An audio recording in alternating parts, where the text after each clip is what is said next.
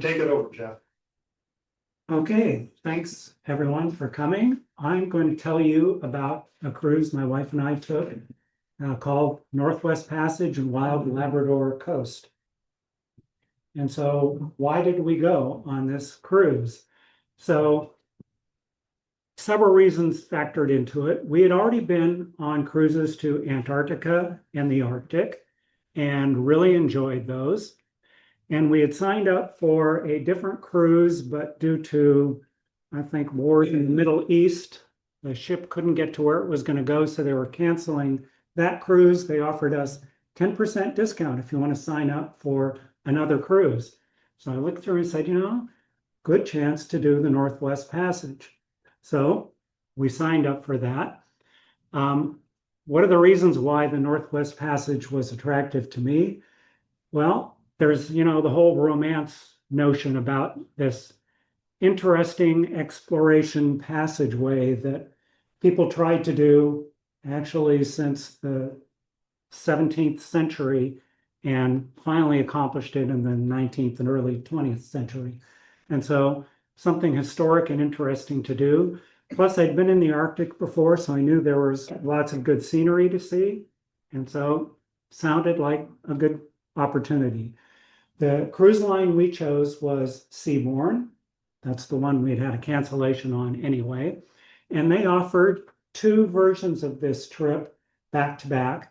One went east to west from Greenland to Alaska. And then that was during the month of August last year. And then picked up in Alaska and went back to Greenland and then continued down the coast of Labrador and ended up in Newfoundland. So I said, let's go on the second trip because it's in September. A better chance of seeing the Northern Lights in September. And in addition, it was a longer cruise. And as people in the Camera Club know, I'm tending to do lots of travel these days, and I just kind of like long trips. So chose that one. So what is the Northwest Passage? So this is a route that basically Europeans were really interested in figuring out once they had managed to sail around the world, because going around the southern tip of South Africa to get from the Atlantic to the Pacific or vice versa took a long time. If you could go a northern route, that would save them a lot of time, potentially open up commercial opportunities. And so this is something they wanted to try and discover. And it basically means going across the top of Canada, which in the winter is pretty much impossible due to the ice, but in the summer it becomes a possibility. And so they sent explorers doing this all throughout the 19th century. And one of the famous explorers, whose name was Franklin, became famous because he and his exploration team got lost and they were gone for 3 years with no sign of them. So the British sent more people to search for them. And the net result is a lot of history of where the Franklin people were and where the people who went to look for that exploration were. So you can see that throughout various places in the Northwest Passage. The person who, at least according to the historians on our ship, gets credit for the first accomplishment is Roald Amundsen, who did this in the early 1900s, from 1903 to 1906. Although I was just reading something today about one of the people who searched for Franklin's exploration. They claim the British gave some prize to this captain for having accomplished the Northwest Passage in the middle of the 19th century because they found some remnants of the Franklin exploration and managed to come back to England. But it seems like Roald Amundsen is the one who gets the credit. And he also went to Antarctica as well. So this is a map of where this cruise goes. starts over here in Nome, although we all gather in Anchorage first, and they fly us from Anchorage to Nome. And then from Nome, you get on the ship and sail through the northern, above Canada, through here, and continue out until you get to the Bay of Baffin, continue to Greenland, and then work your way down Nunavut, Labrador, and finally end up in Newfoundland. So this part that's shown in dotted lines, that is what Seaborn calls the Northwest Passage experience. There are very few solid dots on there showing that we're definitely going to land there, because this is an expedition cruise. You're going to unknown places, weather, animal sightings, tidal conditions, anything could interrupt their planned operations. And so they generally have a plan A. Let's try and go to this particular place. If that doesn't work, here's plan B. If that doesn't work, here's plan C. So we'll always find something for us to do, but during this part of the trip, and not guaranteed you're going to land exactly where their plan A plans were. So the trip, is basically, well, officially they call it 34 days. So nice cruise length for me. For a lot of people, you'd I think, run screaming from that.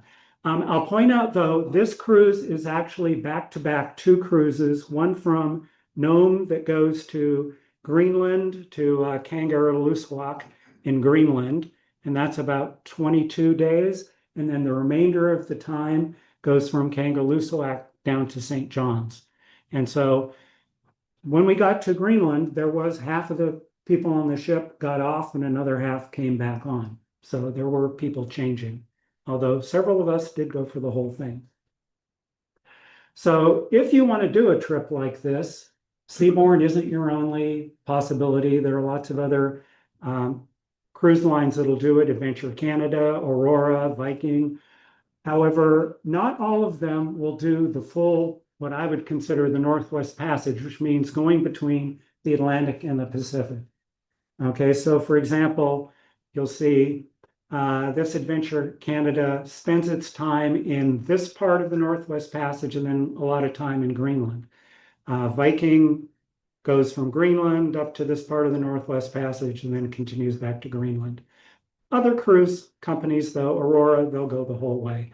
So if you decide after seeing this that you'd like to do this, you've got many opportunities to do it.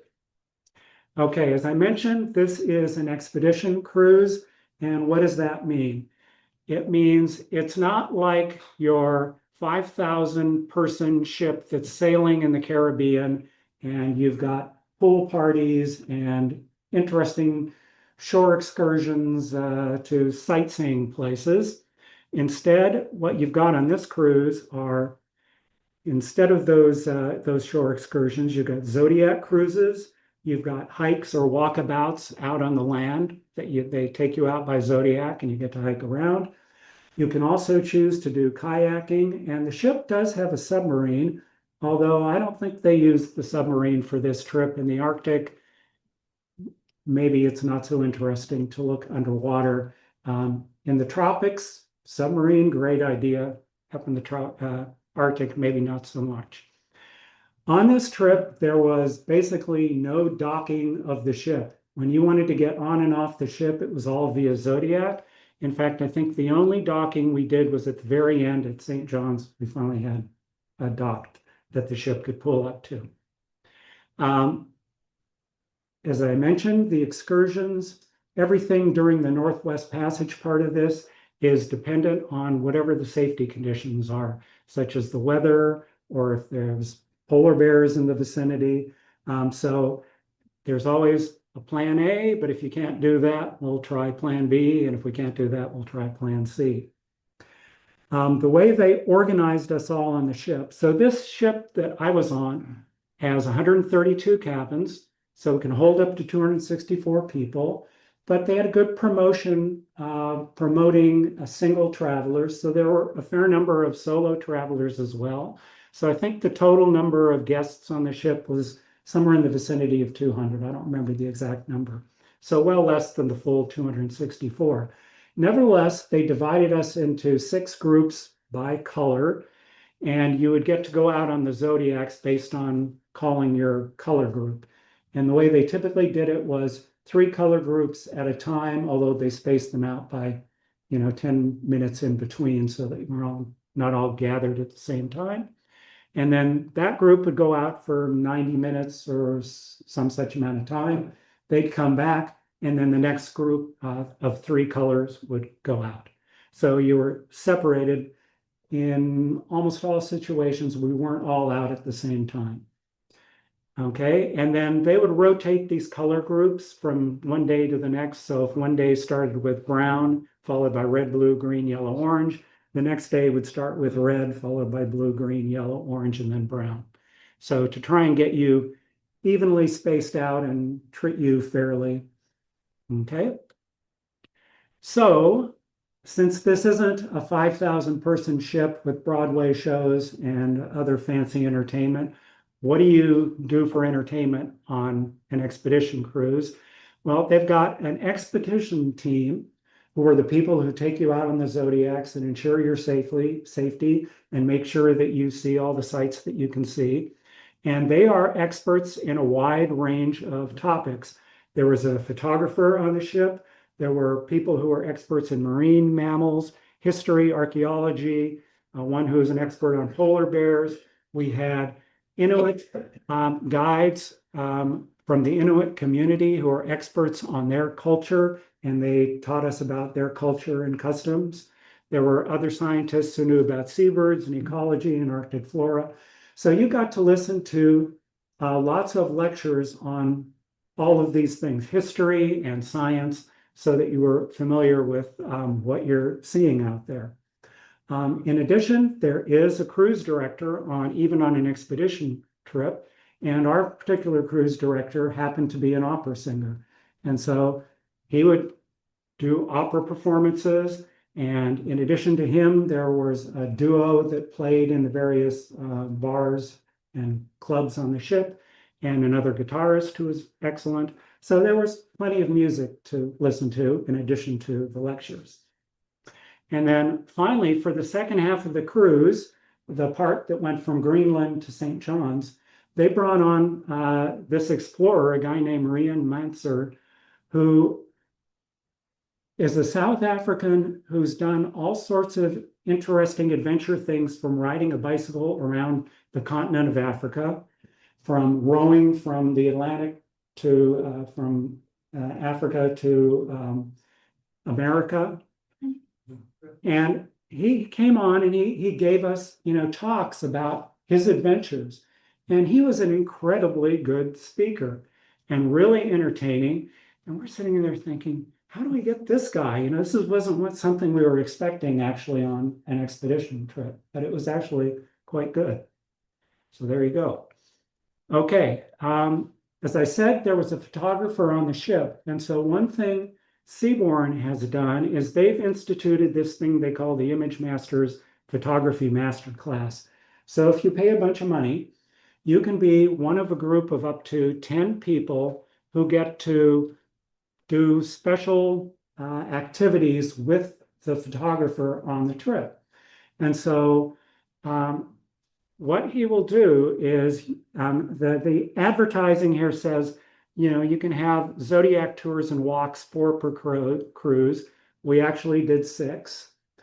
So you go out with a photographer on your own special Zodiac cruise, and instead of being limited to the time that your color group is limited to, we got to go out for the entire time that anyone was out.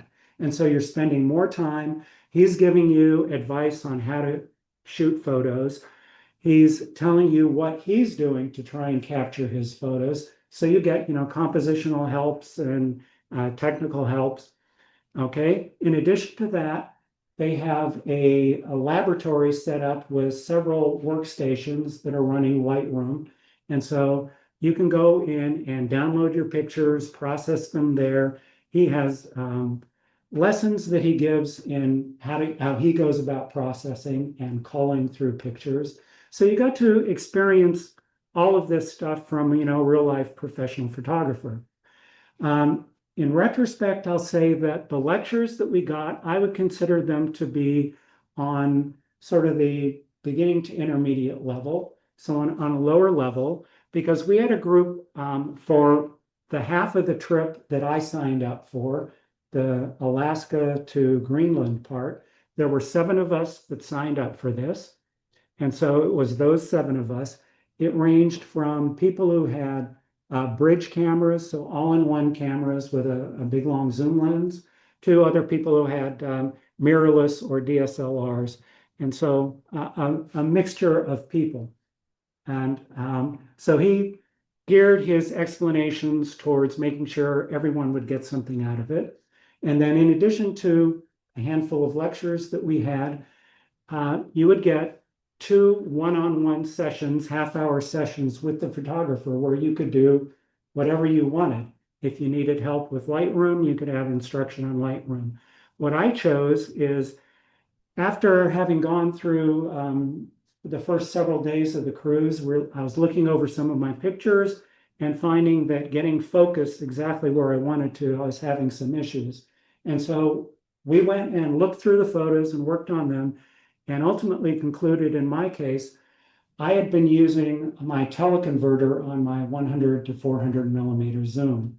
And with the teleconverter, only one focus point on my camera works with the teleconverter attached, because the lens then becomes an f8 lens.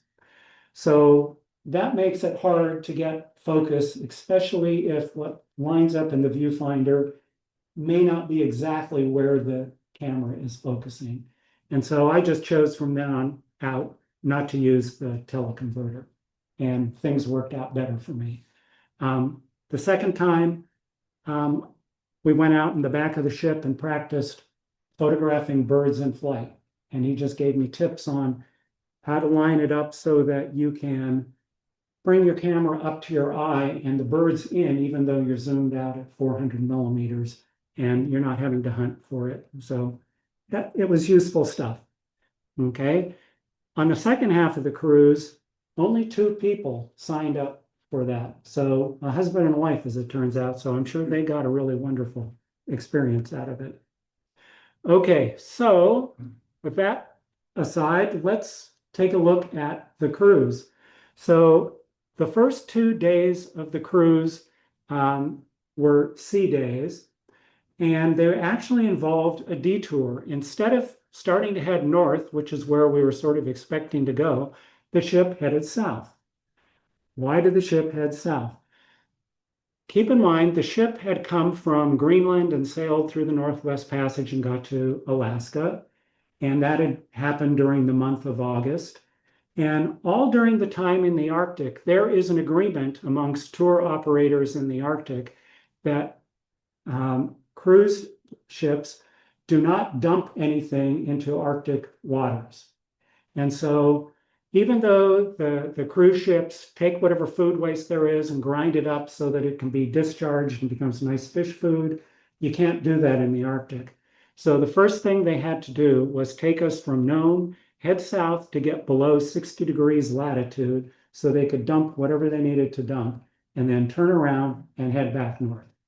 Okay, but the result of that was we did get to see a couple of these little interesting islands, the little Diomedes and the big Diomedes, which the international date line and the division between the US side and the Russian side goes right between those 2 islands. So there are the islands. Okay, so something interesting to see in between the lectures we were doing on sea days. On the 3rd day, we finally got over here north of Alaska, and got to see our first sea ice and see first wildlife. So we saw a group of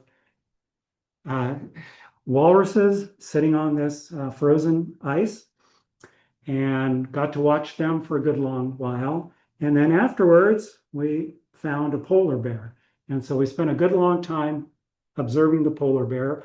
I got this shot of it. I keep the picture relatively small on your screen, because this is one of those shots where my focus point was not on the polar bear. It was on the sparkly little uh, waves in the ocean behind the polar bear. Not too bad. The polar bear is mostly sharp, but yeah, it's kind of a fail. One of the reasons why I requested help in that from the photographer. Um, the next day was a sea day, but this is an expedition cruise, and they found that we had good weather. We had a fair amount of sea ice that looked really interesting. So they decided that afternoon, let's just load up the Zodiacs and take people out for a cruise.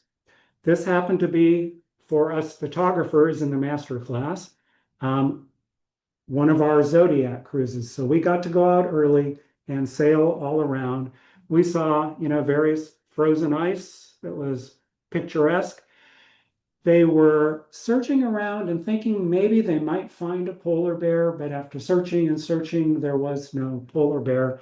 But there were a few birds to see. And so we got to take pictures of birds. And it was, actually really nice after having been on the ship for the previous 3 days to actually get out and do some exploring. So that night, they were using this website, which does prediction of the Northern Lights. And what it predicted was that there was going to be strong activity. So the only question was, was it going to be clear sky in order for us to see the Northern Lights? Well, one of the advantages of being in that image masters class is there is the photographer who led it created a WhatsApp group for all of us in the photography group. And so he said he would stay up and check for the Northern Lights. And if the Northern Lights were happening, he would send us a message on WhatsApp and we'd get up and go and check it out. Well, as it turned out, there were no Northern Lights because there was cloud cover. So we didn't get to see it. But one interesting thing that this prediction thing shows that I hadn't thought about before, we all kind of know that below a certain latitude, you're not going to typically see the Northern Lights unless it's a really spectacular showing. However, there is a place north of which you're also not going to see the Northern Lights. In addition to being too far south to see them, you can be too far north. And if you look carefully under the green, the path that we're going to take is going to come up here and go through here and then come over to Greenland. So after the first few days, we were actually going to be too far north to see the Northern Lights, even if we got clear skies. So that was kind of a bummer to realize, but we were heading to Greenland. So I figured, okay, Greenland is going to be a good opportunity later on in the cruise. So we missed it this night, and I think the next night they were hoping, and there was cloud cover again. So fifth day of the cruise was our first time to land. And so this was at a place called Herschel Island. And it's basically an old whaling and trading post. And there are a few buildings left over. There are a few remnants, like some whale bones and metal pieces. And so this was an opportunity for us in the photography group to get out and do our first activity on land. We went out there. The photographer in particular seemed to really like to use these reflections because there was this water that was in between land there. And so we did lots of practice taking reflection shots and doing other things, learning about the history there. And so interesting place. The next day was a sea day, but we sailed by a location called the Smoking Hills. And this is a place where the minerals in the ground have an exothermic reaction that causes them to burn. It's a self-sustaining burn that's been going on for probably thousands of years. And so you look at the hills and they're actually smoking. And they've been smoking for as long as anyone knows.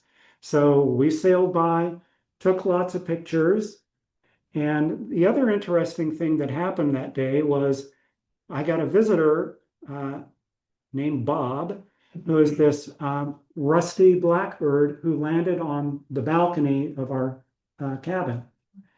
And he was not at all afraid of me. I mean, I took pictures from inside the cabin. I went out on the balcony, took pictures of him from right there, 4 feet away from him.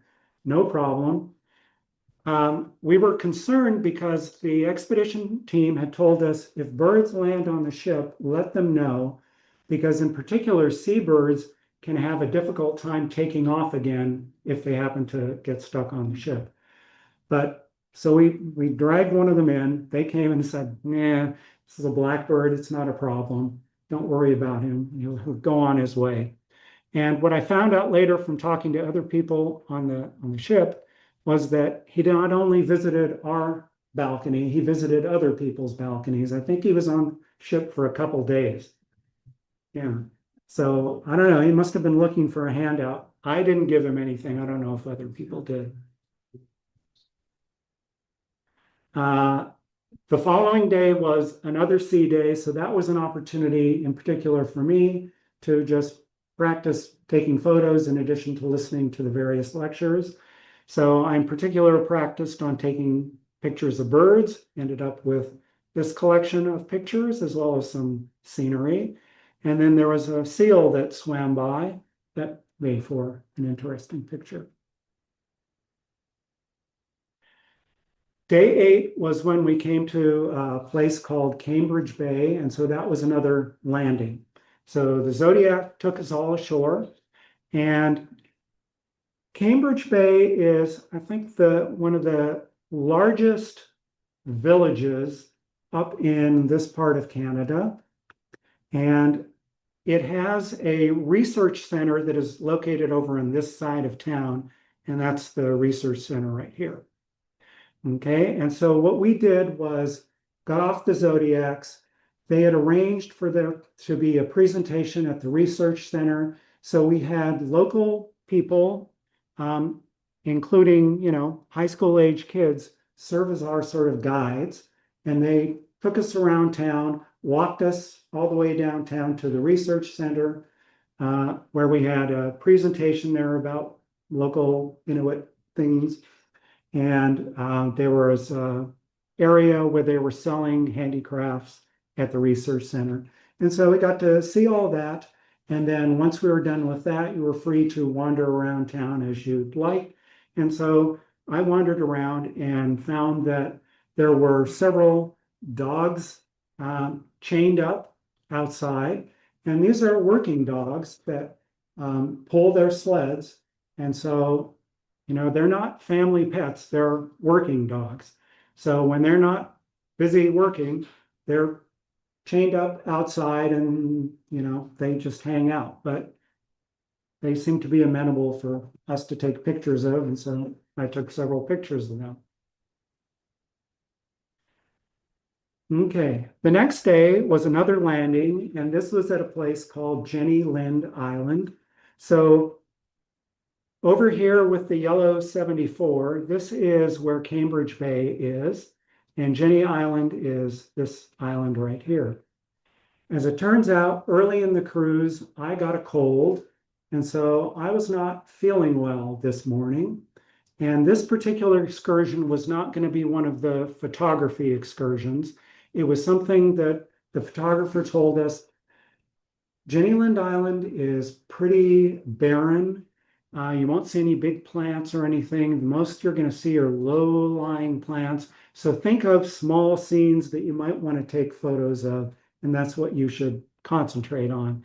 Since I wasn't feeling well, I bagged it in. So these are not my photos. These are photos from the ship's photographer. But it's really unfortunate I was sick that day because in addition to the small scenes that they had, there was an Arctic fox there, which was not afraid of people and allowed people to get, real close up with, frame filling pictures of that of the Arctic fox. So, oh well, I missed the Arctic fox. I missed the wonderful little foliage that was around that would have made for nice, interesting little pictures. But as you can see from here, on a grand scale, it's a pretty barren place.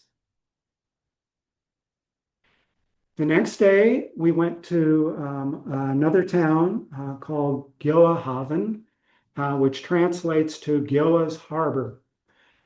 The Gjoa was the ship that Roald Amundsen took when he managed to get through the Northwest Passage.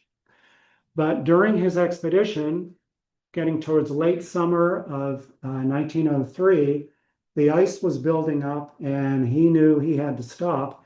And he saw this wonderful little harbor and he pulled into this harbor, and that's where he spent the next 2 years because his ship got frozen in and he was stuck there. But meanwhile, there were people living there and they took kindly to him, and they ended up teaching him all the things you need to know to survive in this kind of climate, which proved very useful for him, not only in the Arctic, but when he went to the South Pole as well. Okay, what had been arranged for us here in this particular hamlet was that the local people have a sort of community center, sort of like high school gym type building, and they invited us all to come in, and they were going to put on a performance of some of their local cultural activities, such as throat singing, which these two women are doing. They were doing various dancing. They had people playing music. And so how many ever of us there were on the ship, 180 to 200 people, tried to cram into this small thing. It was kind of crowded, but we all managed to fit in there, and it was an interesting performance and great to see. Afterwards, I wandered around town, got to see some of the local customs like drying fish, Arctic char out there outside of your house. The next day, we went to two places called Gibson Island and Bellet Strait. So here is Gibson Island in this location, and this is the Bellet Strait. To get a bigger view, we've got Alaska over here. We had Herschel Island there. We came through to Cambridge Bay and Gjoahaven over here, and now we've moved our way all the way up here. And so this was, for the Gibson Island part of it, another opportunity for the photographers group to get out in the zodiacs and spend a lot of time looking at the scenery, looking for animals. And so we did that. And what they noticed pretty quickly was there were footprints in the snow leading down to the water, and they were pretty sure those were polar bear prints. So our zodiac went on a hunt trying to look all around and find a polar bear. We didn't find a polar bear, but we did see various birds. We saw seals and had a great time sailing around. And there's also lots of nice scenery that I'll show you on the next slide. When we went through when we were done with the Zodiac cruise, we all got back on the ship, and the ship then sailed through the Bellet Strait. And that's where we took pictures from on the Bellet Strait. One of the things we got to see, which was, one of the animals on my list that I was hoping for, were narwhals that swam across the front of the bow of our ship. And so we were all out there at the front deciding, should I be down here on deck 5 or should I run up to deck 9?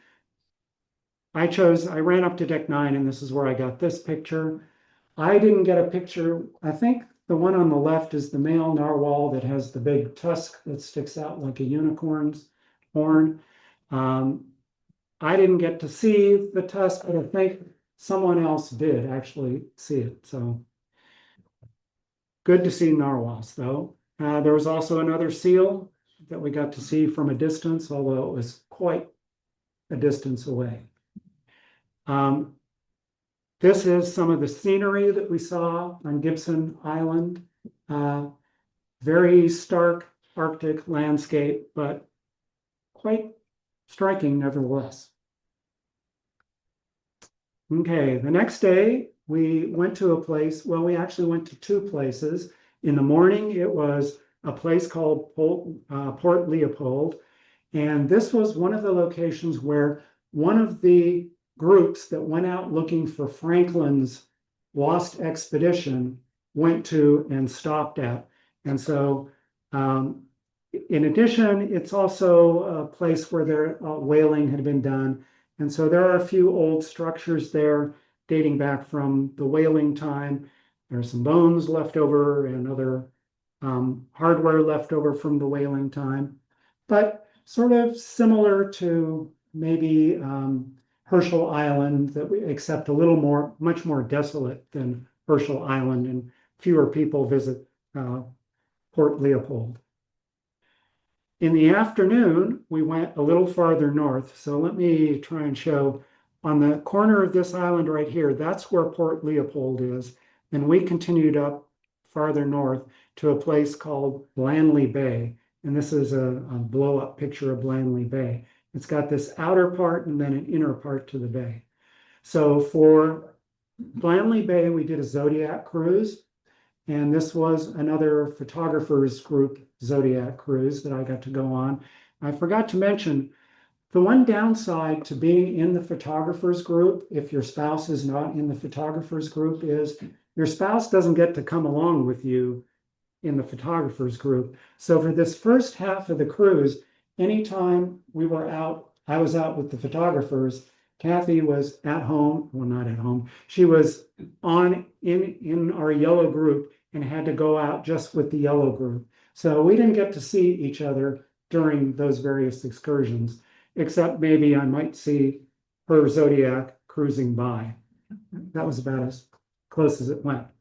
But we went out to the outer bay part of this, and we were observing a whole bunch of birds, taking pictures of birds, practicing on that.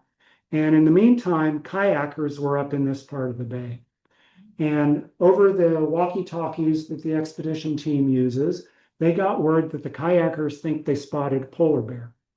So we hightailed it from here and went all the way to look down here to see if we could find the polar bear.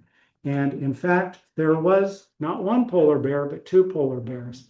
And when we found them originally, they were both on the side of a hill. And one of them decided he just wanted to continue climbing up that hill and get out of the bay. And so he did. And it's pretty amazing to see how steep a hill they will climb on. The other polar bear decided he wanted to walk to that back end of the bay. And so we in our Zodiac just sort of followed him, taking pictures all the time as he's walking along. And they move along at a pretty good clip. So you can't just be dawdling around. The Zodiac had to move to keep up with him. But in addition to the polar bear walking to the back end of the bay was filled with a pod of about, I don't know, 3 or 4 dozen beluga whales. And so we spent a good deal of time just taking pictures of these white beluga whales all that time. And so you could see interesting behavior, like they would come up to a shallow part and turn over, and they rub on the ground in the shallow part of the water. It scrapes off dead skin and whatever. And so, the expedition team was explaining what we were seeing. Finally, though, there came a point where they said, we're packing up, the ship's got to go, you guys got to leave. So we left, and as we came back towards the ship, we saw a walrus, another walrus. So we, of course, spent time getting close to the walrus and getting more calls on the walkie-talkies to say, pack it up, you need to get out. But we got to see this walrus. So it was a really fun day. Kathy, on the other hand, her group went out with the first group of Zodiacs. And so she didn't get to see the polar bear in person or the beluga whales. So, c'est la vie. Okay. The next day, we stopped at a place called Beachy Island. And this is probably the most famous island as far as Northwest Passage history and lore goes, because this is where a subsequent group that went out to look for Franklin found that there were 3 graves of people of the Franklin crew who had died and were buried on this island. And so that's I think the first 3 of these graves. Someone else from one of the subsequent trips that were looking for him ended up dying and is also buried there on that island. So you've got the history here. You've got otherwise a barren island, which is located here. Let's see, where is it? This is Blandley Bay, where we were the night before, and this is Beachy Island over in this location. So we got to tour that, took a nice, mile walk along the island. And so they dropped us off in one location and picked us up at the far end so we didn't have to traverse both directions. Later that day, later that day, we went to a different place called Radstock Bay. And this was another photography opportunity. So the photography group got to go out first. And one of the things the photographer was teaching us is a technique for doing vertical panoramas where you set your camera to take, rapid fire pictures. And so you aim it down, start taking pictures and just go up like that. And then you blend those pictures together in a panorama. So that's a vertical panorama taken with his technique.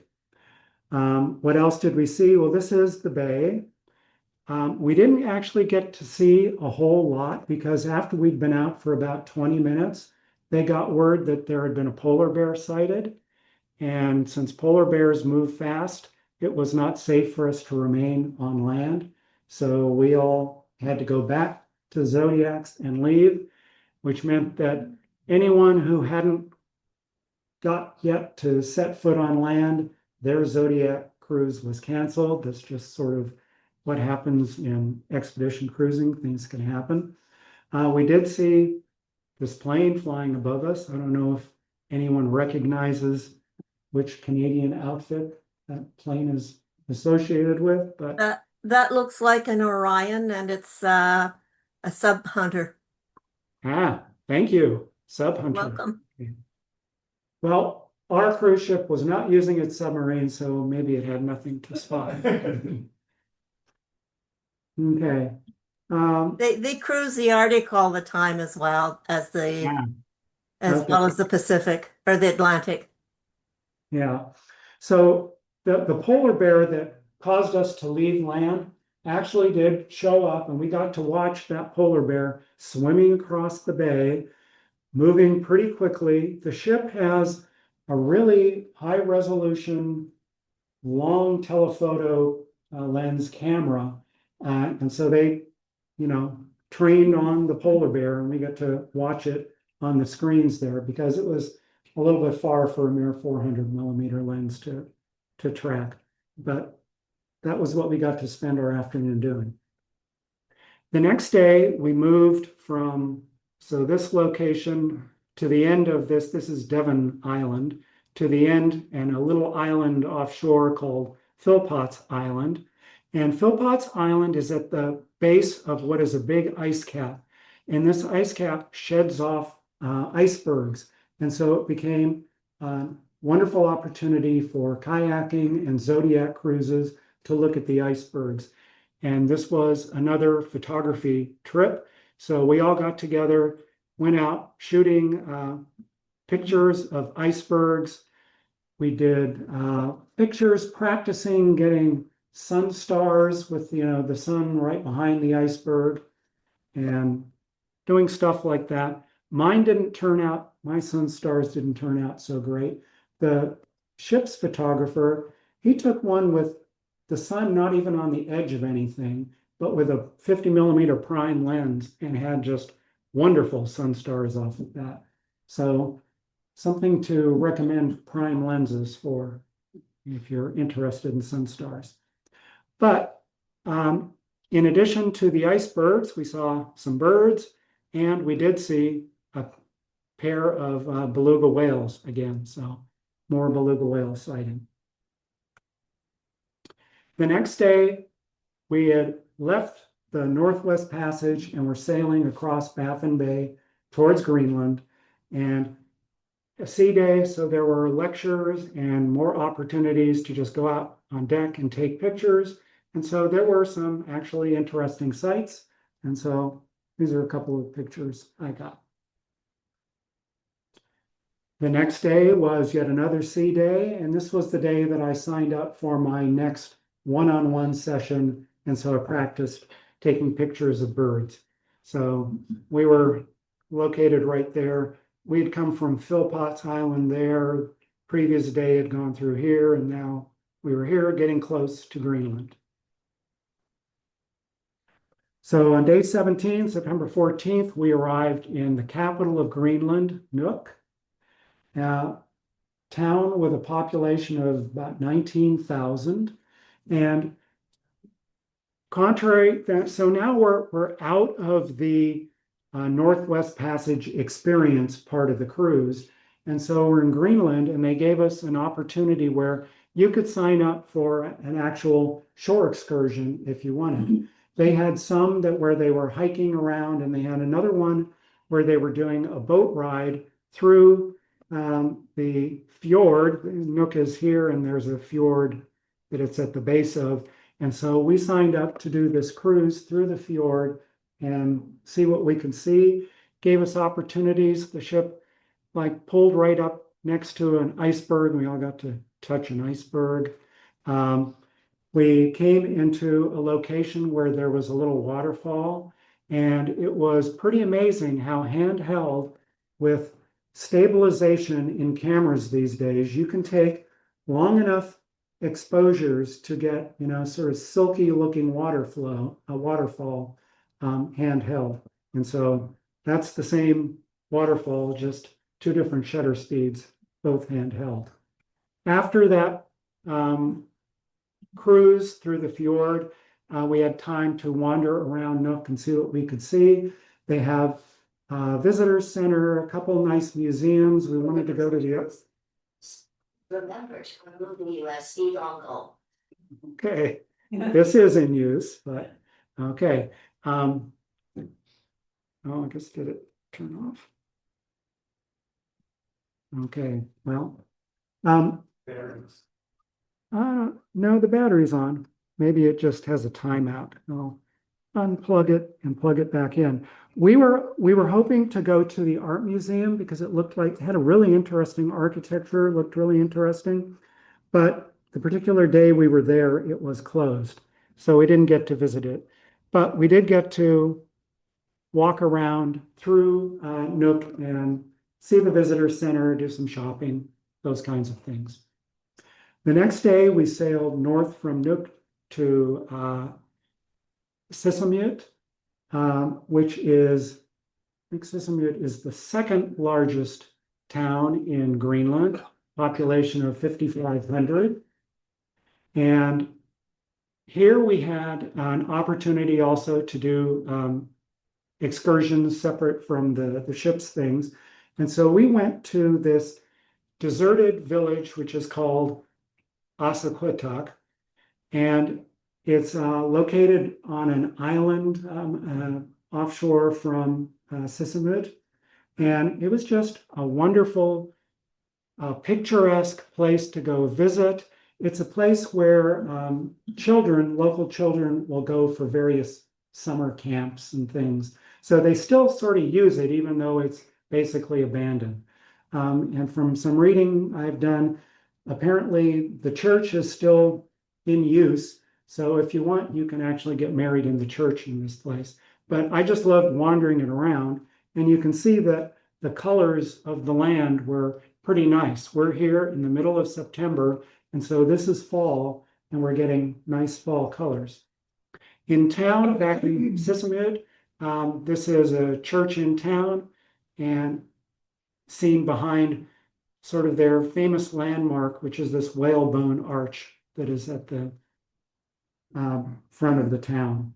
And once again, more working dogs out for everyone to see. The next day, we went to Ilulissat, and this is the place in Greenland that is particularly known for icebergs, because Ilulissat, which is over here, sits at the end of this fjord, which the end of the fjord, I mean, the fjord itself is deep, but the end becomes shallow. And as a result, icebergs that break off of glacier up here float down the fjord, get stuck where the fjord has gotten shallow, and they just build up. And as a result, it's created what's called an ice fjord. It's just full of icebergs. Eventually, there's enough pressure, and the icebergs go over the shallow part and float around in the bay. And that's what we got to wake up to, is seeing icebergs floating in the bay. These are pictures off of our balcony, you know, as we got up that morning with nice morning light shining on them. Okay, so the big thing to do in Ilulissat is to go to, it's a UNESCO World Heritage Site, and so you can go to their ice fjord heritage site. And so we took, you know, the ship gave us a couple of opportunities how you want to do it. If you were adventurous, you could do a hike there, and so they take people on a hike to go there. If you were less adventurous, you could take a bus ride there. We chose the bus ride. And one of the reasons was they said that along the bus ride, you'll see an area where they keep all of the huskies and train huskies. And so that was like right next to where the visitor center for the ice fjord was. And the adult huskies, they chain up, but the puppies, they let wander free. And so in the parking lot, one puppy just wandered right up, nice and friendly, you know, and got to visit with the puppies. So that was great. Here are some of the buildings, the homes that you can see from that visitor center. And then this is the visitor center, which is just from architecturally really striking building, designed so that you can actually walk up on the roof and get a nice view from up there. Okay, since this was not a photography group, I was with Kathy, and so there's Kathy walking on the boardwalk. So from the visitor center, they have a boardwalk that goes down about a mile to the ice fjord. And so we spent a good deal of time just wandering down there, wandering through wonderful fall color, just taking picture after picture until you finally get to the end of it where you see all of these icebergs jammed up against each other and then finally breaking loose. And so just beautiful area. Yeah. Okay. So finally this night, there was talk that there might be aurora borealis, northern lights. And so the photographer had, you know, warned us, and it was looking like we were going to have clear skies. It was pretty certain we were going to. So I was prepared, you know, stayed dressed, and at 11:30 got first notice that, yeah, we've got a sighting of the northern lights. So 11:30 p.m. went out and started taking pictures, was out there for 3.5 hours, just taking pictures. To the naked eye, I could see the northern lights, but I couldn't see the color because I kept chimping on my camera, looking at, you know, what pictures I'm getting. The photographer told us, if you don't do that and just let your eyes acclimate for like 30 minutes, you can actually see the colors. And so he said, yeah, he was able to see the colors. But for those of us who don't get to see the northern lights that often, you want to make sure your pictures actually came out. So took lots of pictures that night, stayed up till 3 o'clock. Fortunately, the next day was a sea day, so didn't have to get up early for anything. And the following night, we had more opportunities for northern lights. Okay, but okay, already gotten some good pictures, had a chance to look at them on the computer, and I wasn't as motivated the next night, but Kathy convinced me, yeah, you should at least come out on the balcony.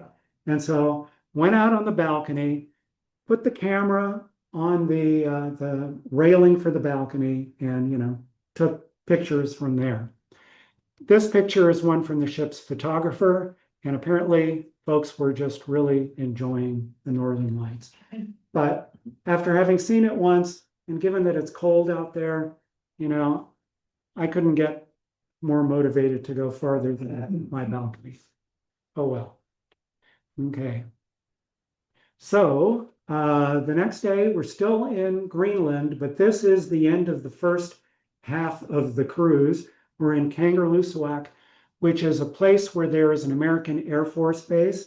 It is situated at the end of a very long fjord. So that's where Kangerlussuaq is, and this fjord got us out to the ocean. In fact, that picture from on the previous slide, that is the edge of the fjord that we were sailing up. Okay, so since half of us were staying on the ship, they gave us an opportunity to take a tour of Kangerlussuaq. So we went out into nature around Kangerlussuaq, and we did actually see some wildlife. You may not spot it, but that little black dot there is muskox. And the little black dot at the top of the ridge is a second muskox. So we did get to see muskox, although not very close up. Got to see a lot of more fall color. And so it was a good day being off the ship and waiting for the new people to arrive. So that was day 21. Day 22 was a sea day. And on day 23, we made it from Kangerlussuaq across the strait to Pangnirtung in Nunavut in Canada. And so this is another small town, Inuit town in the Northern Territory of Canada. And they have a national park there. Good opportunity to buy t-shirts. I think we bought some of the last t-shirts for nephew and his son that they had left because it was the end of the season. Some other nice scenery, just had a good time to visit there.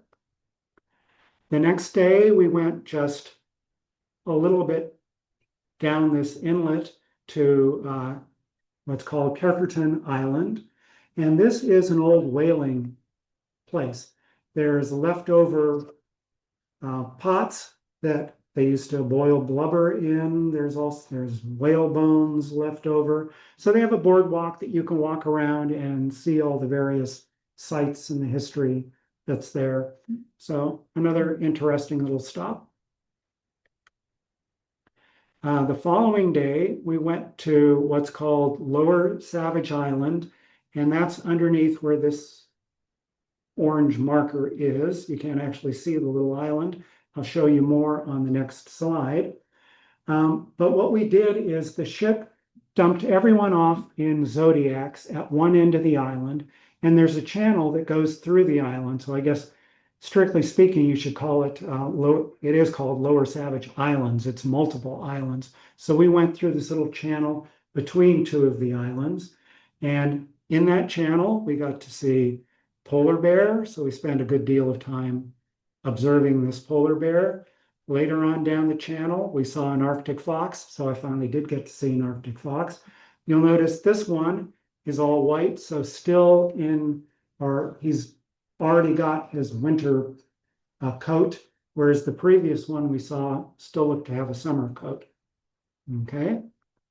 And later that day, we went, so this is Lower Savage Islands, and you can sort of see this channel that goes through it. Later that day, we went down to this location, which is called Resolution Island, and we got to see another polar bear. So in zodiacs again, and we see this polar bear, and we followed it all around. If you look at carefully at his back. You can see the fur matted at the top. He had been swimming, and so ended up on land. We followed him as he walked all over these rocks, came down to the ocean or the water, went back up, and had a grand time just watching the polar bear. So that's what you get to do on an expedition cruise. Okay. The next day, we went to what's called Torngat Mountains National Park in Labrador. And this is a place where one of the expedition team, she had spent, I guess, time when she was a graduate student camping there one summer. And she then recommended, because she's, I guess, been doing expedition work at Seabourn for a while, she recommended to Seabourn, they really need to visit Torngat Mountain National Park. It's a glorious place. The one issue with Torngat is if you're going to visit there, you need to go through special training. So everyone on the boat, we had a tour guide from the park come onto our boat, and he gave us training on what to do about polar bears and everything else that they allow or don't allow in the park. And so it's a big deal. Some people who do visit this park, they'll camp out, and they have to have polar bear guards with them from the park to protect them, because it's a real chance that you could encounter polar bears. So we sailed into the park in the Nachvak Fjord, which is just a beautiful fjord. Here are a couple pictures of the fjord. Different from Norwegian fjords in that there aren't trees on the slopes here. So in Norway, you'll see lots of trees, lots of green on the slope. But here, it's, at least in fall, it's just a beautiful place to go visit. We really enjoyed getting to see these sites. The other thing we got, so I had mentioned that there in expedition cruises are plan A, plan B, and whatever. Plan A was that we were going to land and do a hike around the park. Plan A got canceled because there were spottings. They saw polar bears in the vicinity, and so we were not allowed to land. So instead, we did cruising of the fjord, and at one point, we did get to spot polar bears. So I've got a picture down here of a group of, there's 4 polar bears and a black bear. And so what we observed was we first saw 2 polar bears, a mother and a cub, that were eating on a seal that I guess they had killed. And another pair of polar bears, another mother and cub, sort of approached, and they saw there was food to be had. And so the bears got together. There was a little squabble between the mothers, but ultimately they decided that yes, there was enough to share. And so all 4 of the polar bears were eating on this seal. And then over time, a black bear started approaching. And the black bear came, and there was a squabble, a little bit of fighting going on, but ultimately, I guess the polar bears decided they'd let the black bear have some of this seal kill too. So all 5 of these were there eating. And this was a really unusual sight, apparently. One of our expedition team, he posted this to Facebook, and CBC picked it up and ran a story, because apparently this is just something you don't see. And so something really special from this trip. So thank you that they decided they wanted to do the Labrador coast, because this may have been the Labrador coast, probably the prettiest, certainly the prettiest, and maybe the most fun part of the trip, even though we had fun in Greenland and other places. So after that fjord, we moved down to a place called Rama Bay, and also in the park. And as you can see, glorious fall color in Rama Bay. Rama Bay is known for a particular stone that's a translucent stone that they have in the area. The Inuit had used it for various purposes. It's not pictured here amongst my pictures. I didn't find any of it, but nevertheless, very picturesque place. So they took us ashore. We got to hike around for a good long time visiting. And so if you want to know where it's located, it's where that yellow dot is along the Labrador coast. And here are a few more pictures from Rama Bay. The next day, we went to a little farther south called Hebron. And this was an old establishment, now deserted, where a Moravian group, German speakers, had settled and set up their own community. But ultimately, it didn't succeed and was eventually abandoned. But there are leftover buildings that are quite intact and so still nice there, in addition to some buildings that are not as intact. For those of us who live full-time in the desert, it's kind of cold there, which you might infer from the kind of clouds, the lenticular clouds that we saw that made for interesting pictures. The next, and so this is a little more of Hebron. One thing I'll point out is this location over here. One of our expedition team members is an archaeologist. And when she was wandering around here, she found what to her was clearly ancient burial site, something that had never been documented before. And so she made notes and submitted that to wherever archaeologists submit such things. And so another, first for our group visiting. And so Hebron, just a little bit farther down the coast from where we were before in Rama Bay. The next day, we got to Nain, which is the largest permanently inhabited settlement, or the northernmost permanently inhabited settlement in Labrador. And that's located right down here. And it's got this particular town, although there was art to go see and things to do, they said they had warned us in advance.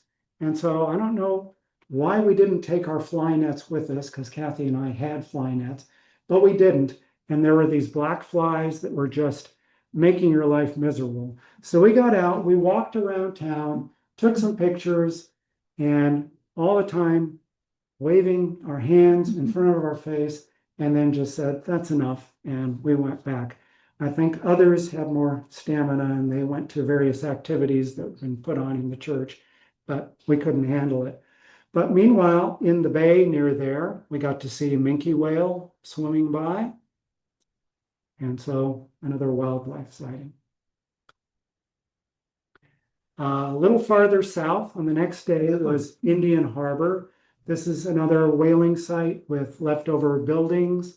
From what I read online, apparently there are some new buildings going up in this place. So some people are starting to use it again. I just found it as a wonderful picturesque site with wonderful fall color and a good place to wander around and take pictures of. So that's where this is located. Our last day of actual activities off the ship was on day 31, and this is at Lance Meadows, which is on the northern end of Newfoundland. And this is the only authenticated Viking settlement in North America. They believe there have been others, but they haven't fully authenticated them. So at this site, they have a full map of what the settlement had looked like, and they have, I think, reconstructed various row houses, which were the houses that they lived in with the grass roofs. And so a really interesting from a historical site and also very picturesque with the fall colors. From Lanta Meadows, we actually went north in the afternoon to Battle Harbor. The original plan had been go to Battle Harbor first and then go to Lansaw Meadows, so we didn't have to backtrack, but due to weather conditions, it was better to do it the opposite way around. So we came to Battle Harbor, which is another little establishment here. I didn't actually go out on this one. I think after the morning hiking around, I was happy and figured there wasn't that much to see down there, so I skipped this one. So that was our last activity for the cruise. The next day was the sea day, and finally on the last day, September 30th, we docked in St. John's. They had an opportunity where you could sign up, you could get a tour of St. John's, bus tour, and then get dropped off at the airport, which is what we did. We got to see the Cape Spear lighthouse, both the old one and this new one that's here. And we went to the area where they have all these cannons, battlements for, I don't know. Signal Hill. Signal Hill, okay, got to see that. And so fun day in St. John's, and that was our trip. I had a great time. I recommend it. Any questions?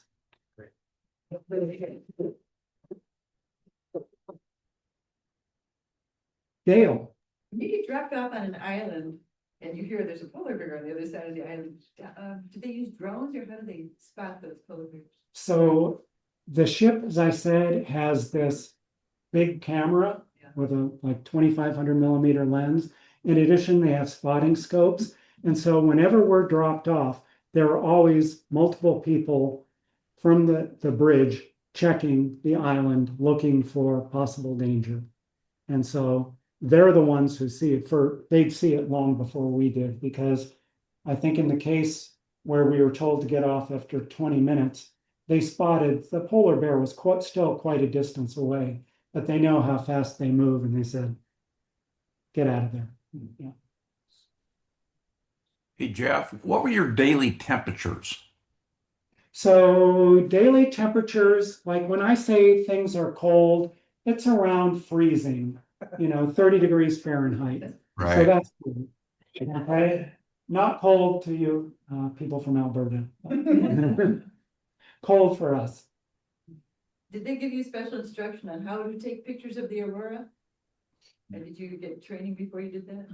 Let's see. I think our photographer, since we were in the group, he did give advice on what to do. And so, I just started with some of the suggestions. What I ended up with quickly was 2-second exposure, 6400 ISO, and I was using a lens that opens up to f2.8. So f2.8, ISO 6400, and 2 seconds seemed to be what worked. Once I found something that worked, I just stuck with it. Yep. Just a quick question, are you using your R5 or your? Okay, so on this trip, I had 2 cameras with me, EOS 6D and a 5D Mark IV. I put 24 to 105 on one camera, 100 to 400 on the other, and I carried 2 cameras with me at all times, so I'm ready for anything. For the Northern Lights, I had a 14 millimeter lens that I just used for that. Okay, so all the time that I've been on these various cruises in the Arctic, and then here this Northern Passage cruise, never had an issue with, they give us a waterproof backpack that you can carry, and I'll generally put the cameras in that. But on one particular day, towards the end, I decided, I've never needed this backpack. I won't put them in. And so we were out taking pictures in this fjord, and an adiabatic wind came up. And so on the side of the fjords, it's nice and calm, but down the center of the fjord, it was windy. And the expedition guy we were with, the same guy, as it turns out, who posted to Facebook about the bear encounter, that guy. Okay, I'm not happy with that guy. He decided he needed to get to the other side of the fjord. And so on that particular cruise, I happened to be at the front of the Zodiac, and another woman was on the opposite side. And he started going across the fjord, and the waves were coming up, and it was like people were throwing buckets of seawater on us. And he saw this happening and didn't do anything like stop for a second, give you a chance to try and cover your cameras or anything. No, he didn't do that, just kept going. And there was nothing really I could do other than sort of turn away. But the 6D was on this side, the wetter side, got the brunt of it. And I shouldn't have, but I did later that Zodiac cruise, tried to check it to see if it would work. It didn't work. Okay. After the Zodiac cruise, got back. In the cabins, they have a drying closet, so you can dry any wet clothes or whatever. Put the camera in there for a while, for 24 hours. Tried it again later. No, didn't work. When I got home from the trip, I tried it again and the camera did work. I was having trouble with, it's got a four-way keypad thing on it, and that was not quite working, but eventually it did sort of dry out and the camera works. But at this point, I do not trust that camera. So as a result, I now have a replacement camera. Yeah. So what's the lesson? In spite of all your past experience, always take the waterproof bag and use it. Yeah. Okay. Any other questions? Advice for taking like iceberg photos, is that any different with light? Iceberg photos, not any different from light. The only thing is your camera, if it sees all this big bright white, your camera tries to expose everything that's a middle tone. So it'll probably make your iceberg look dingy gray. So typically people tend to add some exposure compensation, 1 or 2 stops, to make the iceberg look brighter. If you have a mirrorless camera, it's easy. You look into your viewfinder and you adjust the exposure until the iceberg looks white. If you don't have that ability, you take a picture and look at it and say, oh, I need more exposure compensation. And so you just open up at that point. Same as photographing in the snow, you want to over. Exactly. Yep. Yeah. Yes. Just non-photo question, but you mentioned survival. Do they have guns and? Oh, yeah. I see a lot of trees for They heat. absolutely, they have guns. In fact, the expedition people, there's always some of the Zodiacs and some people have rifles. And that was one of the things that we, as the photographer, built when we went out. The photographer usually arranged with us to go with one of the guides that had the rifle, because that meant we could go anywhere. And so, yeah, we took advantage of that. I assume they also had bear spray and they would take with as well. And some polar bear, no. No, I didn't hear anything about bear spray. little black bears maybe, big polar bears. So if it works against grizzlies, are they worse than grizzlies? I don't think you can fly with bear spray. Yeah. Polar bear is a big animal. They're much bigger than a grizzly. They're big. Yep. Okay. Thank you so much. That was fascinating, Jeff. Thank you. Don't forget. Excellent.